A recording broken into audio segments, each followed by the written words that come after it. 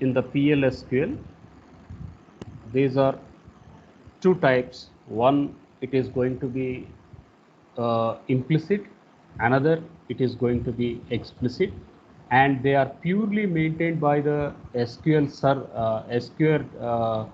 server internally. They are purely maintained by the SQL server internally, and they are going to uh, be executed whenever the operation is needed. So I will bring back the definition here.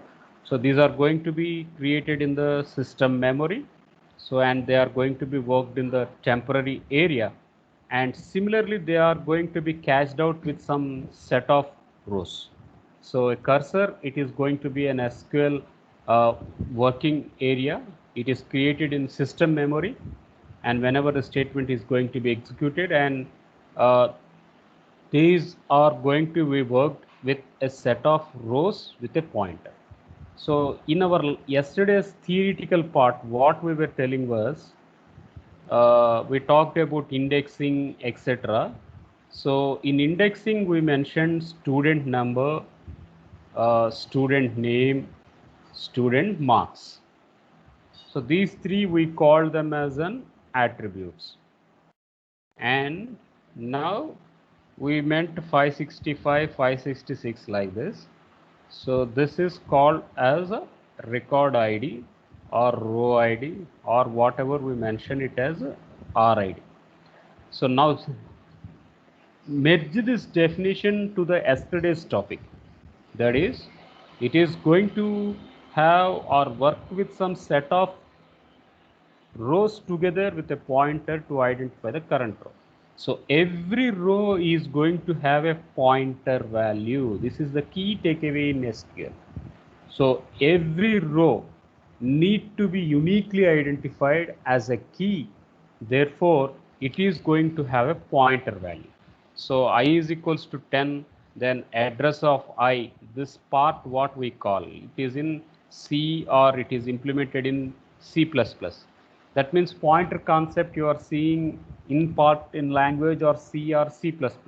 But now the same pointer concept is also implemented in the PLSQL, but the pointer, it is calling the set of row. That means every pointer will have student number, name and marks, especially for one. For 565 it has student number, name and marks.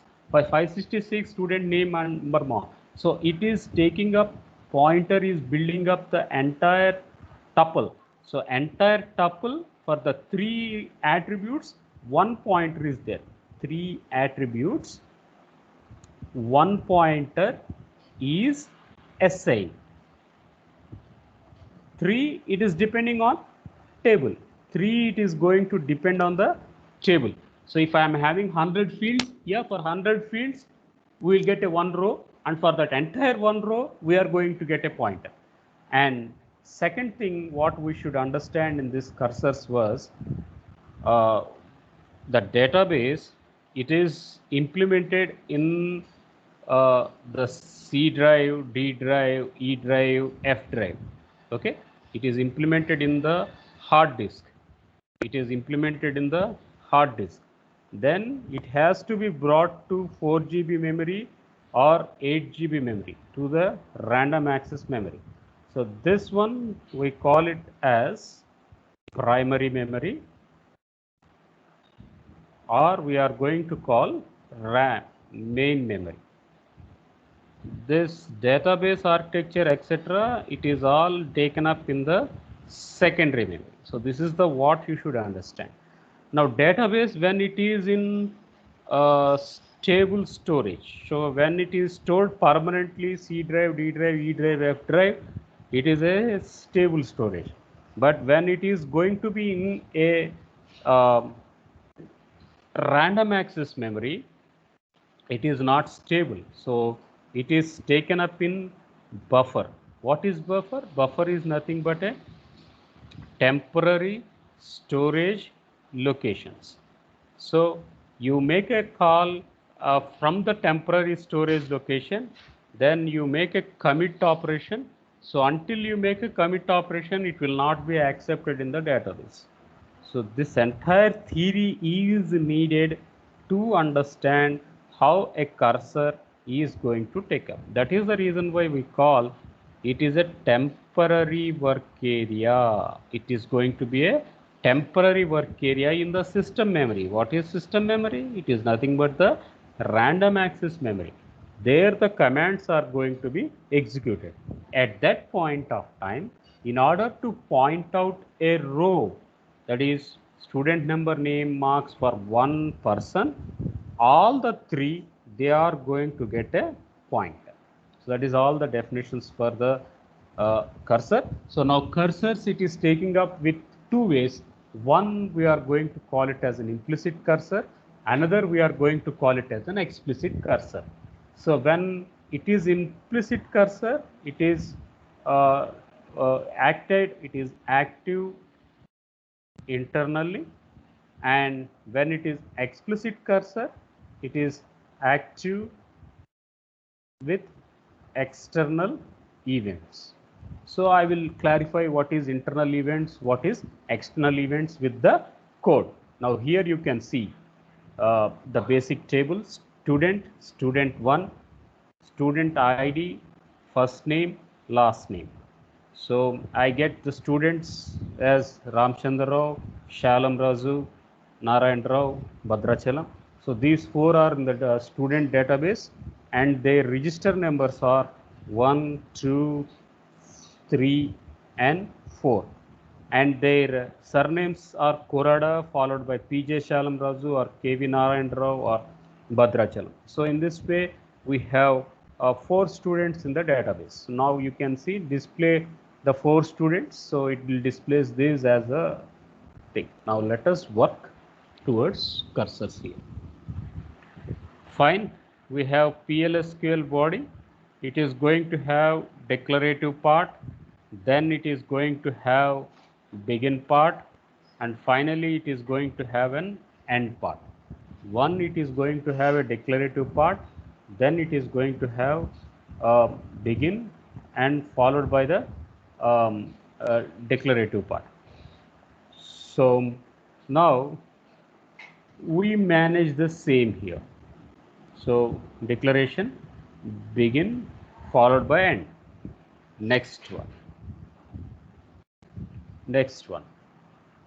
In cursors, again, in cursors,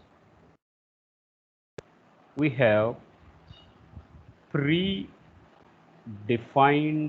attributes. In cursors, we have predefined attributes. One, we call it as percentage found. Two, we call it as percentage not found. And three, we can have percentage row count. One, there are some other attributes. Right now in our program, we are dealing with found and not found. So found is equals to true. Not found, false. This is high and low. If I am starting with not found, then not found is equals to 1, that is true value, or found is equals to 0, this it is going to call it as false value. Then row count displays number of rows one after another, or deals with, or it deals with row after another row. So when I'm going to use row count, yeah, definitely it gives, if there are 4 records in the table, it has to show 4. There is no objection. But as it is including with record by record, so as it is including record by record, it takes up row 1, prints row 1, 2, 3, 4, and then it is going to give the final count. then it is going to give the final count. Okay, so as in an aggregate function, count star number of content is 4, it will not do like that. It will print row by row. Why is it doing? Because every row it is going to deal with pointer and it scans row by row. It is going to scan row by row. So that is the reason why it is displaying the row values in this model. Now we're talking about cursors, that to implicit cursor. Now here you can see the item. Now we are uh, update. Next one, another important aspect. Here I can write. So cursors, they deal with DML operations. They are going to deal with DML operations. That is, they can work with insert, they can work with update, or they can work with delete. These are the ways. Now, update std, that is called as student table. Update is DML command. Set is a reserved word. Now student ID, I want to change it for Bhadrachalam from 4. Okay, this is 4, right? This 4 I want to change it to CSC4. That means from here onwards it won't be 4, it should be CSC4. Okay, where first name is equals to Bhadrachalam. So this where we are going to call here as a select class. Okay, we call it as a select class. Now if SQL percentage found, then this part we call it as true part. If it is not found, we are going to call as false part. So false part we call it as unsuccessful, true part we call it as successful. If the database was able to update Bhadrachalam's record to from 4 to CSC4, then we say yeah, it is true. Otherwise we can say it is not updated, so it is false part. Then we will see whether the table has done it or not. So that we are going to deal with SQL. Now what we will do is we will take this entire thing into our PLSQL work area, into our live SQL work area, and see how this PLSQL first construct is going to execute. So we will start working from line number 76 here. So line number 76, now we made a insert command. You can also work in parallel along with me. You can use the OneNote, take up the commands and check in parallel with me. So let us see here. Now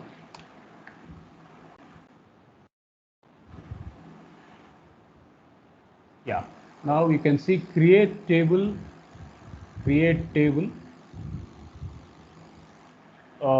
student 1 with identifier, name and last name. We got this, so I'm hitting on the run button.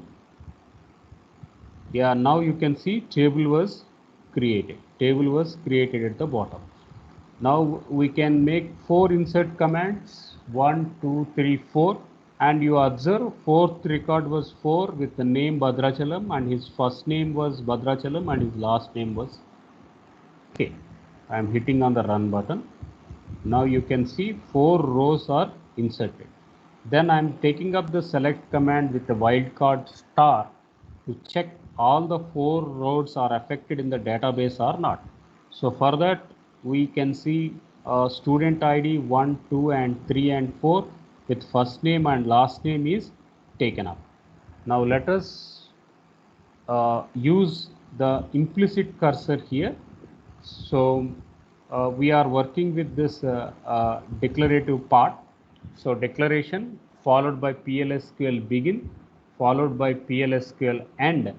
Then we are going to use an update a DML command with the name of a table was std1. Set is a reserved word. Then SID we are going to change from 4 to CSC4. For whom? For the student whose first name was Bhadrachalam. If it is found, yeah, we have to say update is successful. If it is not found, we are going to say update was unsuccessful. So now I'm hitting the run button to execute the cursor. So now you can see here the update was successful. Now let us see whether 4 was converted to uh, CSC4. So for that I am again selecting the wildcard printing with the star operation. Now you can see 4, it was converted to CSC4. That is the reason why we got the previous command that update was selected. Now what we discussed? We discussed only the positive case. Now let us verify how unsuccessful case will come. Okay, let us verify how an unsuccessful case will come. So for that what we are going to choose was we will take up another unsuccessful case. So in this unsuccessful case,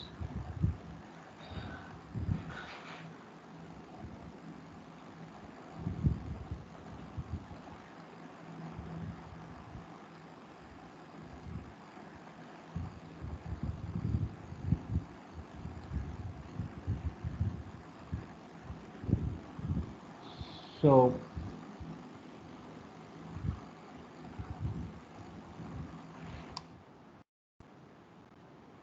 yeah, now this is what to verify unsuccessful is going to happen or not. Next, to verify whether the not found is going to happen or not. So I was talking about 3 primitives. One we call it as found, another we call it as not found. So how the not found is going to render the operations. So for that we are now demonstrating it. So for this what I am going to take up was uh, we will use the unsuccessful case. So what is this unsuccessful case here? So now we will check uh, delete. We will make a delete operation here. So delete, it is going to be making a remove the record from the table.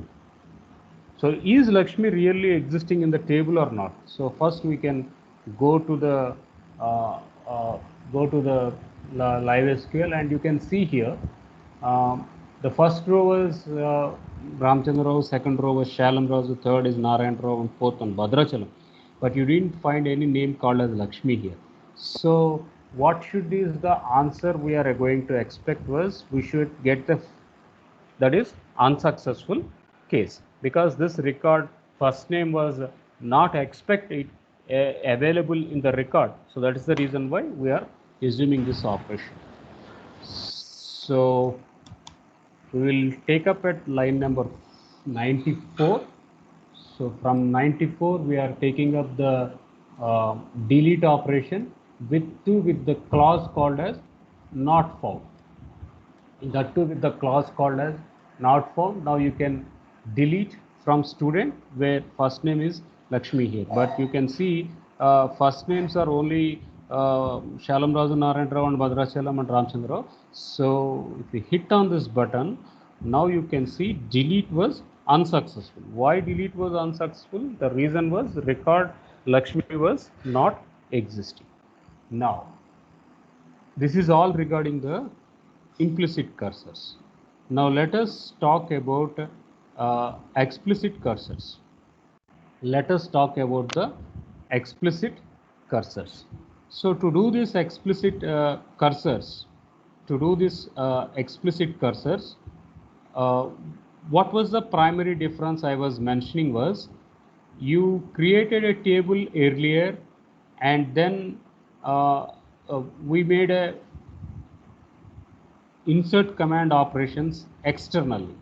But now in this second model, the explicit cursors, what we are going to do is we will make an insert operations inside the procedure. That was the key takeaway what we need to understand. Inside the procedure itself, we are going to make the commands. So that was the key takeaway what we should understand from the explicit cursors.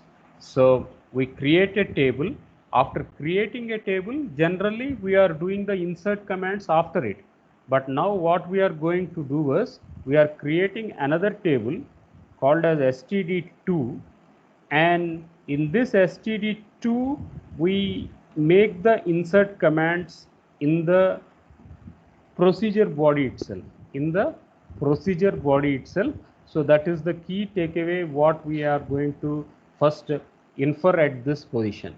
So uh, now we make a declarative part, then we are going to give the insert commands. We are going to give 4 insert commands at this point, insert 1, 2, 3 and 4, and thereby we are going to make a deleting a procedure, deleting from student 2 where record ID is equals to 40. That means you need to remove the row, remove the row with row ID is equals to 40. With row ID is equals to 40, we are going to make a remove operation and see how whether it is affected or not. For that we are going to have row count. So this is the primitive operation what we are going to say. It is going to display number of rows one after the other. So what is one after the other, how it is displaying, within couple of minutes you will understand those elements. So now we will start taking up the table command construction here. So then we'll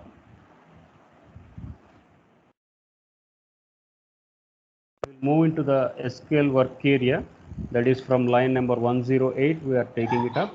So line number 108, we created a table 109 onwards, 1110 onwards, we are calling up the explicit cursors. Sorry, explicit cursors. Yeah. Then in this explicit cursor, we work with DML commands. One as an insert operation, two as a delete operation. Okay. So now I'm creating a table called as std2. So now you can see table was created. Now I am going to select whether the table is empty or not. I want to verify. So for that it is telling no data record was taken up. So what I am going to do is we make a declare part here. Then we are calling up the explicit cursors. So you can see insert operations 1, 2, 3, 4 insert operations are made, and 40th record was Bhadrachalam with K. Now what we are going to do, we are going to remove the fourth record, that is the ID was 40th record. So and see how it is going to affect the scenario. So now you can see that rows are going to be affected is only one row, it is going to be affected is only going to be one, because how many rows it has deleted? It has deleted only one row. So now you just see whether all the rows are displayed or only 3 rows are displayed. So for this clarity you can understand it is displaying 10, 23 and all the rows are inserted within the body. Delete is going to happen within the body. So you can see the explicit operation before it is going to give up the things for a row count itself. Both insert and delete operations are simultaneously done. Finally, we are taking up the row count operation. So it is picking up row by row. It checks up 10 is equals to 40, 20 is equals to 40, 30 is equals to 40, 40 is equals to 40, what we call it as equality search. When an equality search was taken, then it is affecting row by row. So 10 ignored, 20 ignored, 30 ignored, 40 is equals to 40. Yeah, then what it does, it is going to say row was affected. So in this model, the cursor is going to be affected. So let us see another model of working with the row type. So here we are now looking in another word called as row type. So what is row type? Row type was, I have row with student ID, student name, student marks. Okay, so I have in this model 565 K R, then it is having some marks as 48 for 50 maximum marks, don't worry. So now you can see this entire ID, we call it as row. This row is having the data type. What are the data types? It is supporting numeric here, and it is going to support varchar here. Okay, so it is supporting varchar2, it is supporting some string, and it is supporting some varchar. All the three are moved to MySTD. So this was the key takeaway what we need to understand. So that means all three attributes at a time are moved or assigned to MySTD. This was the key takeaway what we need to understand. So row type, it gives that my row is having a multimodal functionality. When I am going to call it as a multimodal functionality, I can have date data type, I can have string data type, I can have numeric data type. All these items I am putting it on a row, and all these they are provoked to a variable called as MySTD. So that is the instruction what we are going to assign it up. So now we take a cursor declaration.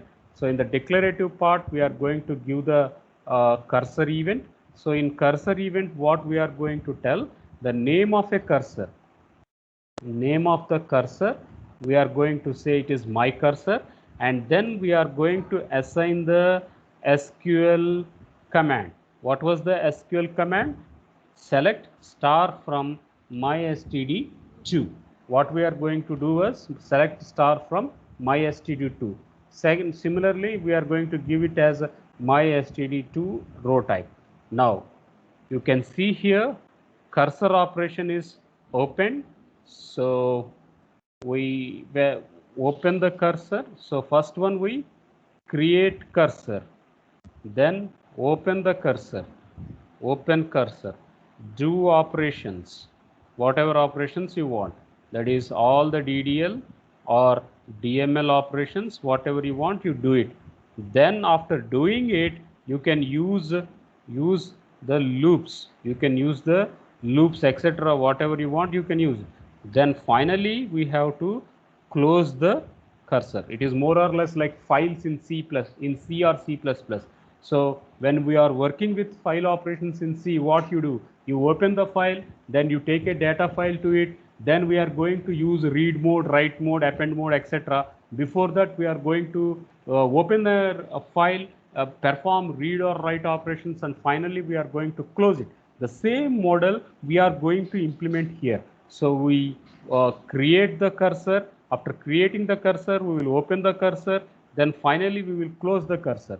But in between open and close, we are going to make all the set of DDL or DML commands or use the programming logic towards executing of the cursor here. So now what we are going to do is we open the cursor, then we are going to fetch row by row. We are going to fetch the row type. How we are going to fetch the row type? We get this from MySTD. Next one, how many times we need to do? We have to repeat it for n is equals to 3. Repeat it for n times. So for all the n times we need to repeat it. So we are going to use a loop structure here. What we need to display? We are going to display the first names. So until, right, we need to end up the condition. How we are going to end up the condition? Until it goes to the last, that is the exit condition. We give an exit condition.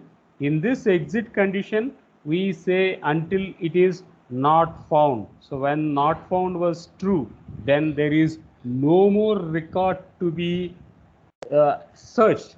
At that time we are going to end the loop. So we opened the cursor, therefore we are going to close the cursor.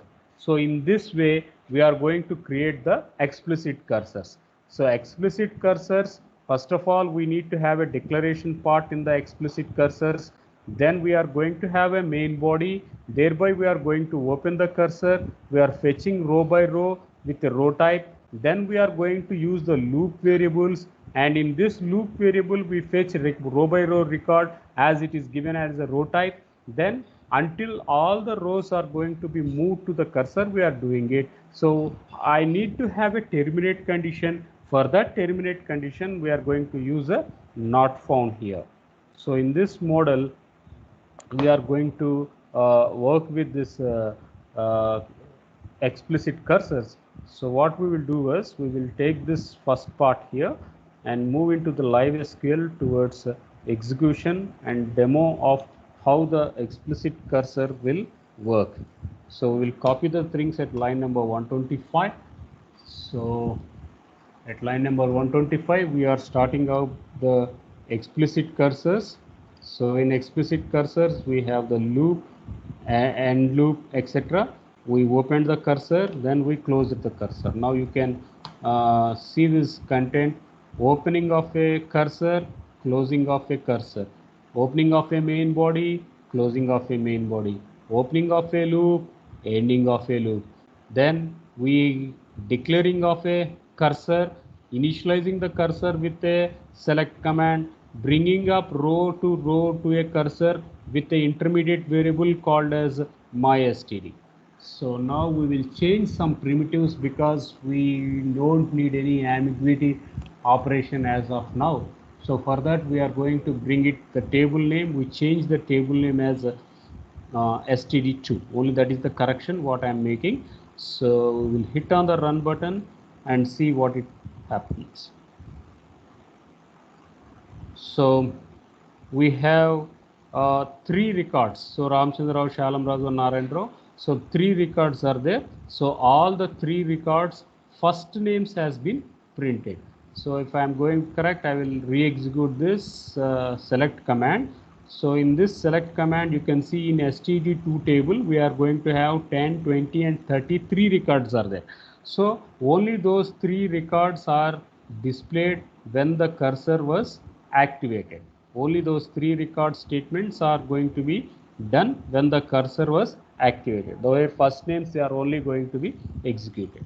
Now let us improvise some more way to check with another primitive.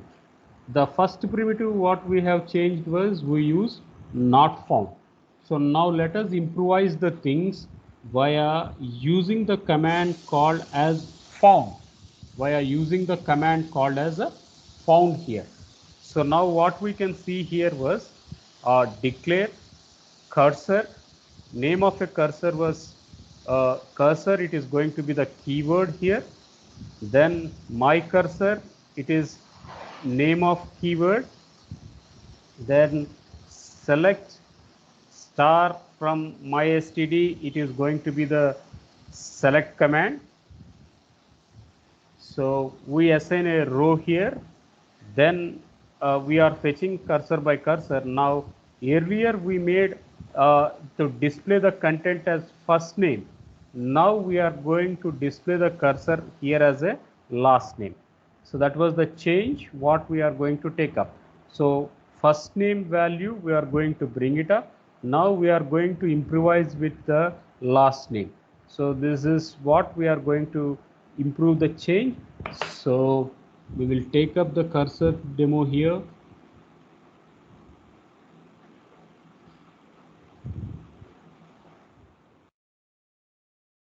So bring it to line number 140. Then we are calling the cursor here.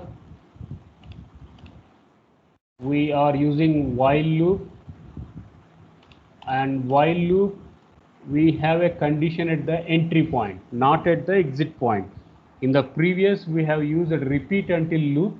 As if we are using repeat until loop, the condition was checked at the exit case, right? Exit when my cursor not found. When did we make it? When all the statements are processed, at the end point, at the exit point, we verified the condition. But this program, we are using the while loop. As we are using the while loop, now you are making the condition to be verified at the beginning itself using the my phone. So earlier we displayed only yes first name. Now we are going to take up the yes last name. So that was the key change what we are going to improvise. So we hit on this run button.